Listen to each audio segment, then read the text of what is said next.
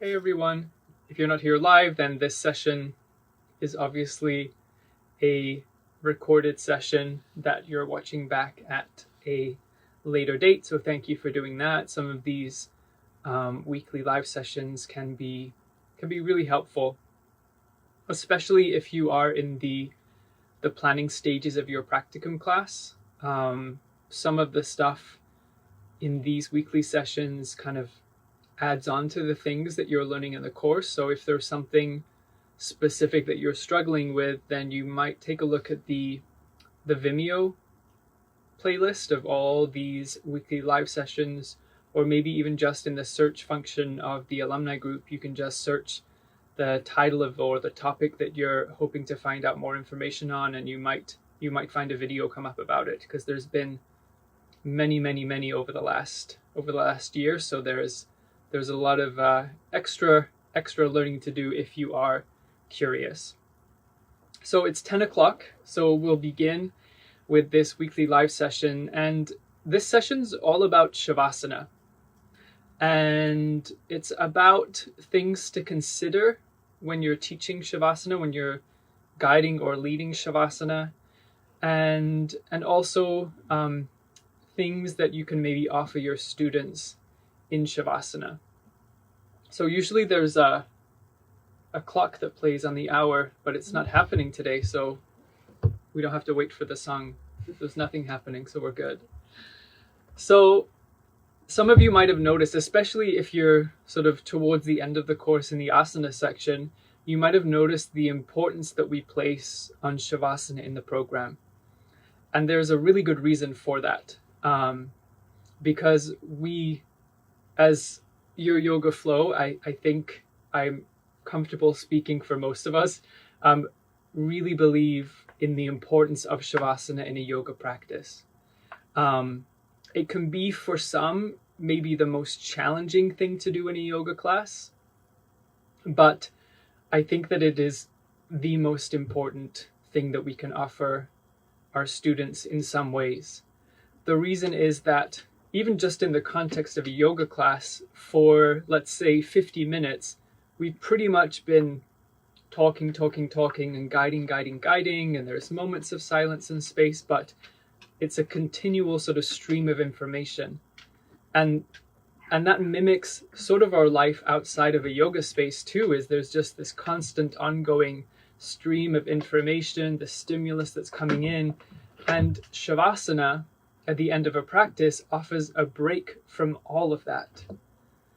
So there's no talking once you're in Shavasana, there's nothing to do really, and that's a really rare thing for us to experience as yoga students. The other reason why I think Shavasana can be so helpful and important is that it's sort of the entryway for many into meditation. For some people, it is their only sort of meditative type practice, and for others it becomes an entryway where they start to realize the importance of silence, the importance of rest, what it's like to sort of not be doing things, and then they get a little curious about what a meditation might be like. So it's something that you can offer your students, because they can take what they're learning and apply it to their life outside of the yoga class. But I think out of all of those things, the one thing is that it's silence, and it's such a rare thing for us to have. It's such a strange thing in many ways, and that's why you might notice as a yoga teacher that when you're sitting there watching your students, that some of them really do struggle. And it can really be a challenge to lie down and to be still. So the way that we lead our students into Shavasana is really important, and the way that we present Shavasana is really important. I remember when I took my first few yoga classes a long time ago, I think they were Bikram or hot yoga classes, and I remember that Shavasana was something where the teacher talked about it, put you down on the mat, and then left the room. And it was basically like, stay as long as you want to. And pretty much I would say like 95% of the class, as soon as the teacher left, got up and left. And then there's just like the odd student lying down in a hot yoga room while people are walking around, and it just never seemed like a really conducive space to even try. Like, why bother, right? So I think that when we present Shavasana as a pose, as a shape, and as an opportunity to rest and be still, then our students might be more receptive. And a lot of that just comes down to us and the way that we hold space. So I've got some things to cover for today. If you notice me glancing to the side, I'm just looking at my notes because I can't remember everything off the top of my head. So the first point that I wanted to bring up is that it's okay if you don't know what to do in Shavasana when you're in the seat of a teacher, because really, why would you? When you're a student in a yoga class, you're usually practicing Shavasana, which means most likely you're lying down on the mat and your eyes are closed, so you might not know what the teacher is doing. I mean, there's sometimes when I've taught and I've noticed, the odd student maybe they sort of get up, or you can see them just sort of turn and check what's happening in the room. But for the most part, people have their eyes closed. Like, I had no idea really what the teacher was doing in my first few years as a yoga student, what was happening in Shavasana, because I was doing Shavasana. So it's okay if you're not sure what you're supposed to do as the teacher when you have 7 minutes of silence to fill. So that's totally normal. Nothing wrong with that. Know that that's common for many people. So not knowing what to do is part of the process. So let's talk about maybe what are our options to do in Shavasana.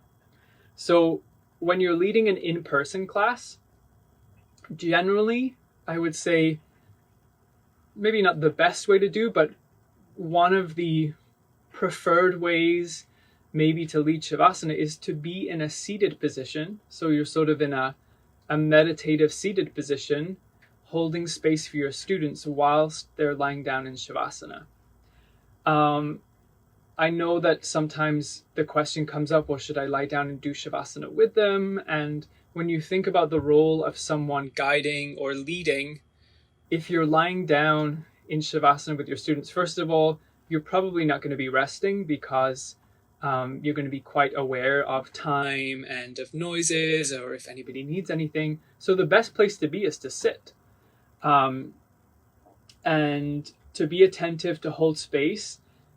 When people are lying down in Shavasana at the end of a class with their eyes closed, that's a really vulnerable position.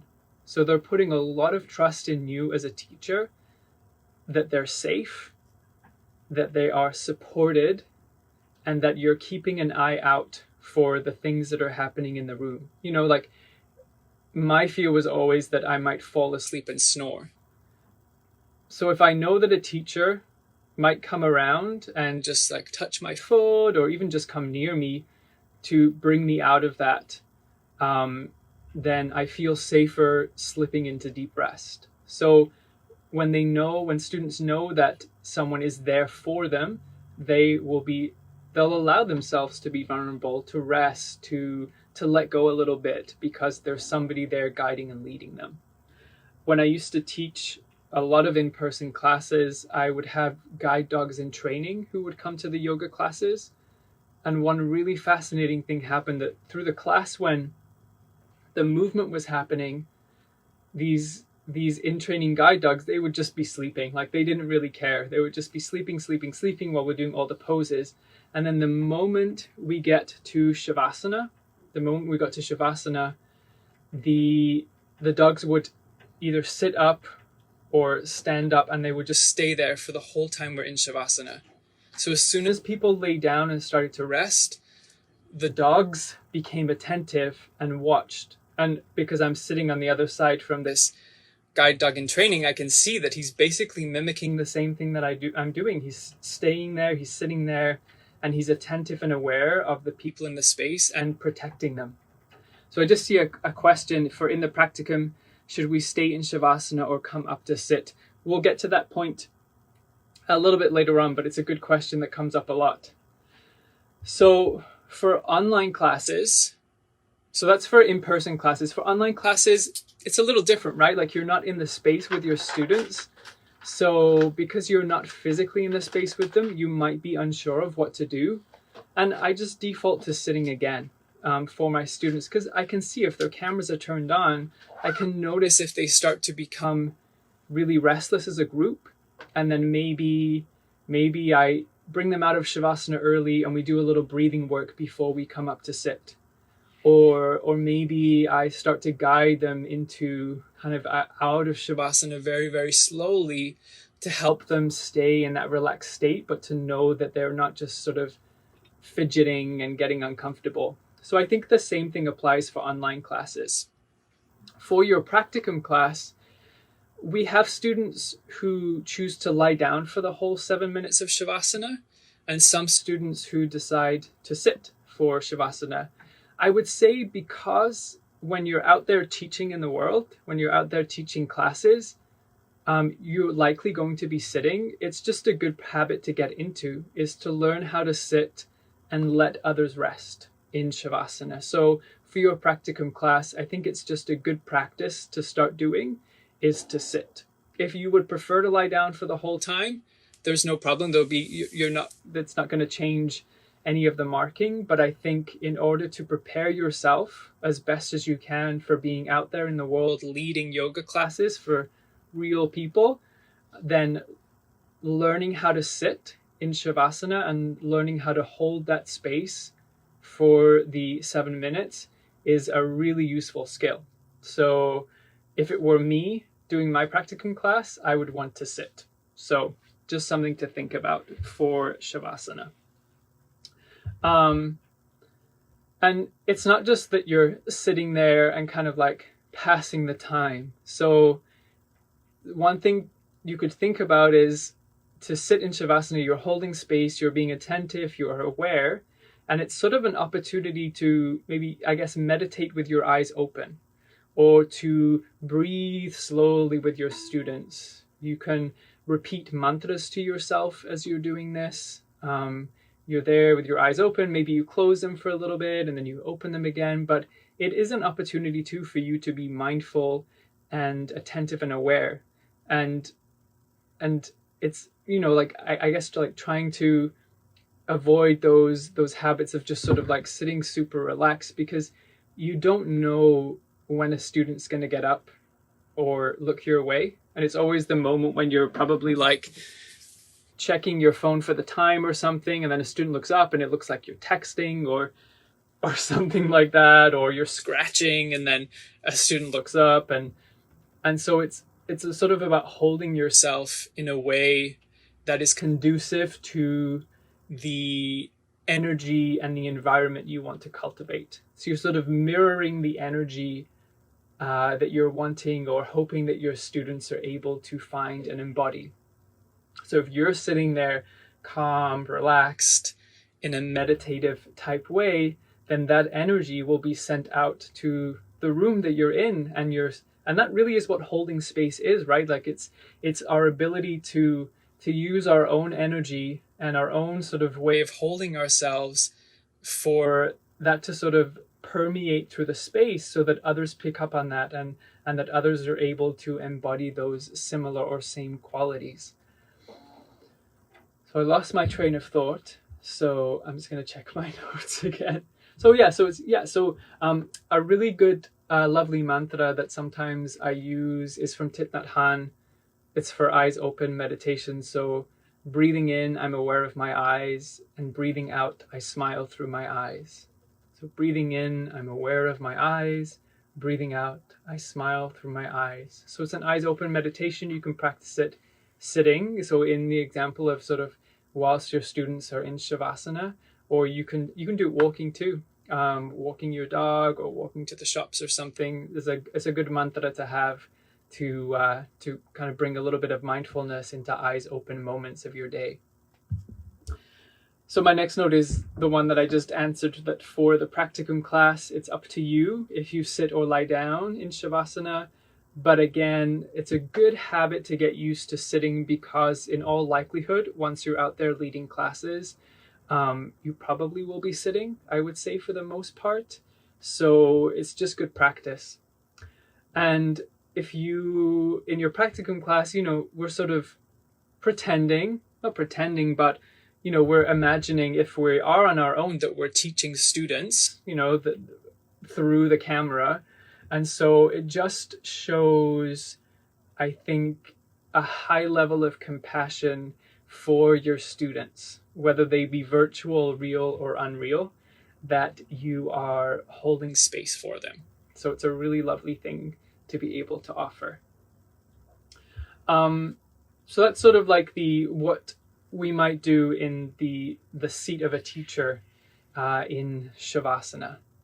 And then things that I like to, when you think about a yoga class, you're sort of winding down into Shavasana, and sometimes classes, in the real world, like a 60-minute class, it can feel pretty fast. There's not always like a ton of time to maybe cool down, or to sort of really get people into a space where they're ready to rest. And again, because for some of these students, being still and silent is really challenging.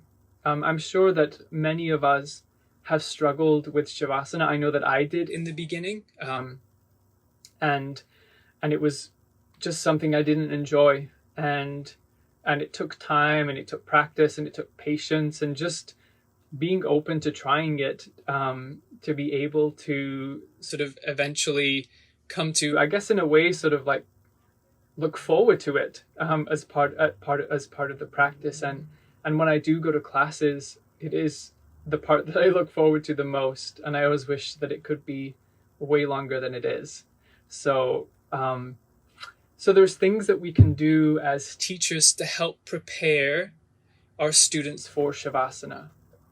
So one thing that I love to do, once the students are on their backs, set up for Shavasana, we're good to go, is I like to do a little pranayama practice, as a way to bring focus back to breathing, as a way to sort of get things to start to settle.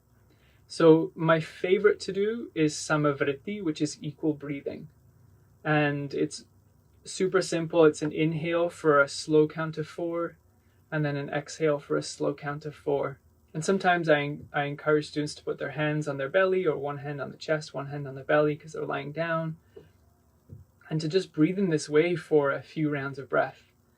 And it just helps to settle things, just helps the mind, which might have been, really involved in thinking about the asana and thinking about alignment and movement and sensations, and just starts to allow all of that thinking to start to kind of slow down a little bit, and to just settle. And so another great pranayama is the Vishamavriti, the unequal breathing, which is a slow inhale for 4, and then a longer exhale, sometimes for 6 or longer. But another great practice to do. When I present equal breathing, I sort of present it as a way to sort of harmonize the breath. And then if you were looking for your students to feel even more relaxed, then Vishamavriti with a longer exhale is a way that we can, those longer exhales are calming and soothing, and even just sort of the counting of the breaths is meditative. It has that sort of quality of concentration. So it's really helpful for that. Another great thing to do is a short guided relaxation for your students. So I've done this when I've been teaching a class and I notice or sort of feel that students are really tired. Generally the feeling in the class is that they just don't really want to move, and so I'll bring them into Shavasana early, down onto their backs, but we'll spend a few minutes doing a guided relaxation. A little bit sort of like what you might do at the beginning of a yoga nidra, which is just bringing attention and awareness to parts of the body. It's not as in-depth as a yoga nidra, because that's, a 20 or 30 minute practice, but it's just sort of, sort of imagining you have your students, okay, notice the sensations in your right arm as you inhale, and as you exhale, feel the right arm relax and soften into the mat.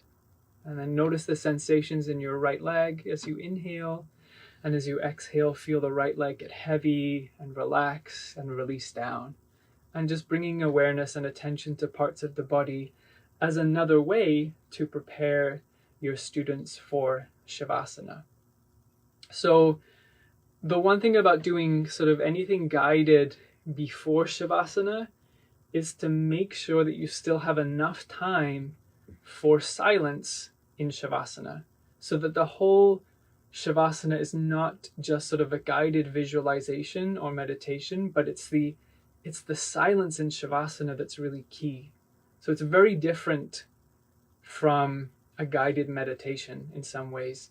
And so just know that if you're using any kind of guided relaxation practices, that there's still that time in that space for silence for your students, because that's really what we're hoping to offer them. And the guided relaxation or the guided sort of pranayama work beforehand is a way that we can help them to find maybe and hopefully a deeper sense of relaxation.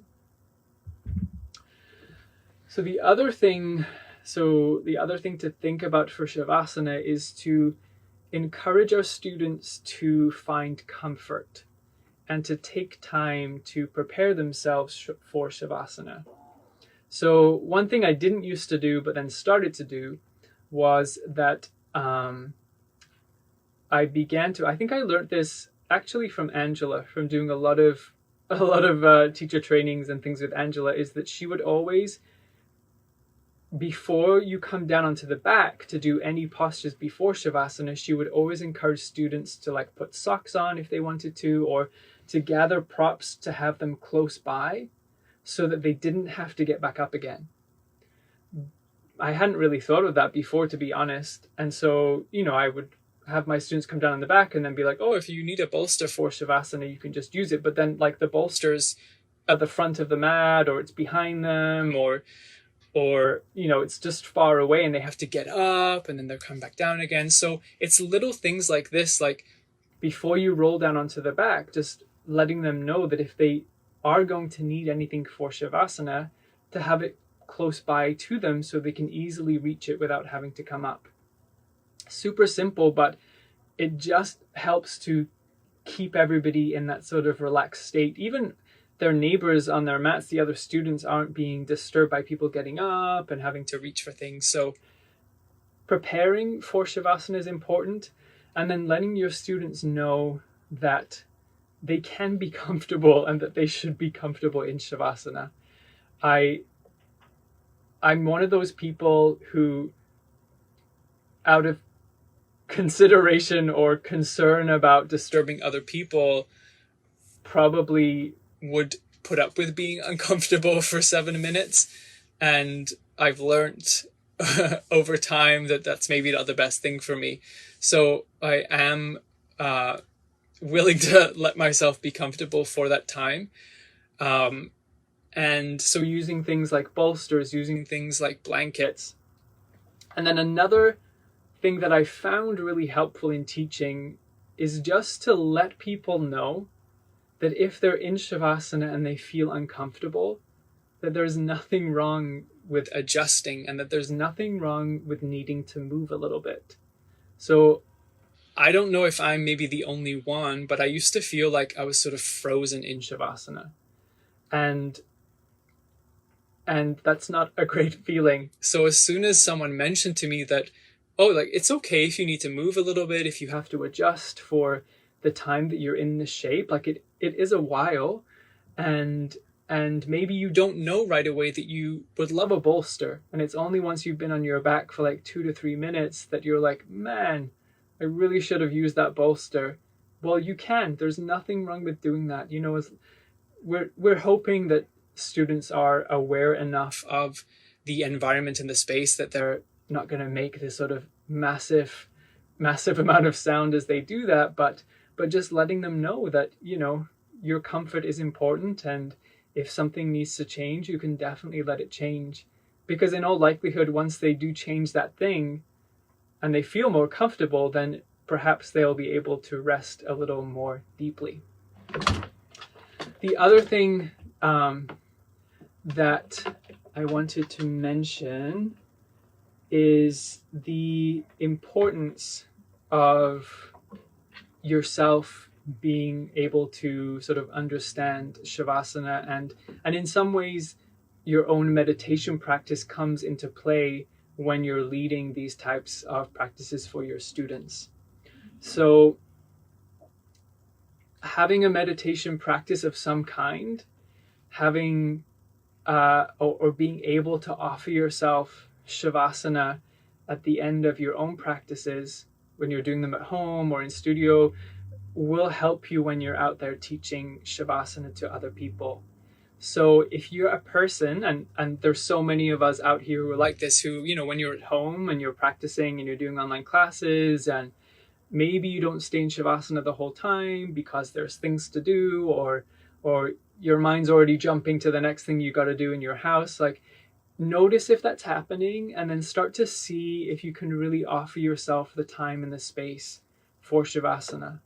And notice as well the things that help you drop into sort of a deep state of rest in Shavasana, and the things that maybe don't help you so much, because those are the things that you will add to your teaching toolbox to be able to offer to your students. So I found that breath work before Shavasana really, really helped me.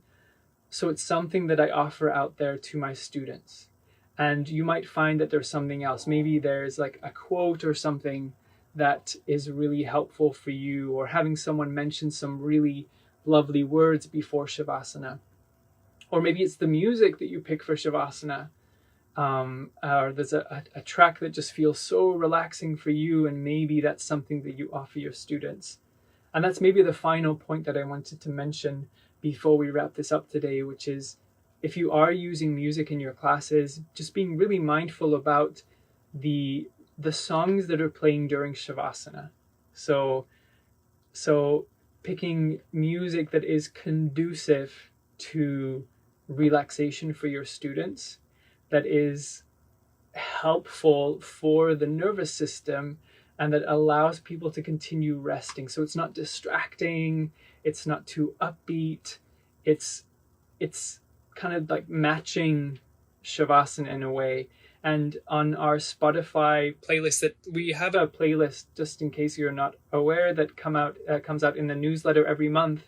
And so each newsletter has a different playlist, and on those playlists are there's some really gentle, relaxing, calming playlists that are perfect for have songs perfect for things like Shavasana. And you can always ask in the comments too, if you're not sure maybe about what music to play for Shavasana, or ask on Facebook, or you're in Facebook, so somewhere on Facebook, and people will offer some suggestions that work for them, and maybe they'll work for you, or maybe you'll find something else that works well for you as well. So that's kind of just some rambling about Shavasana, about things to consider, and some things that you can offer your students as well. And if you have any questions, please feel free to pop them in the comments. I'm happy to answer them. And thank you for joining me today. And I will actually be seeing you again, I think next week, for the next weekly live with Juan. We're going to do one together. So I will see some of you next week as well. Thanks so much. Bye.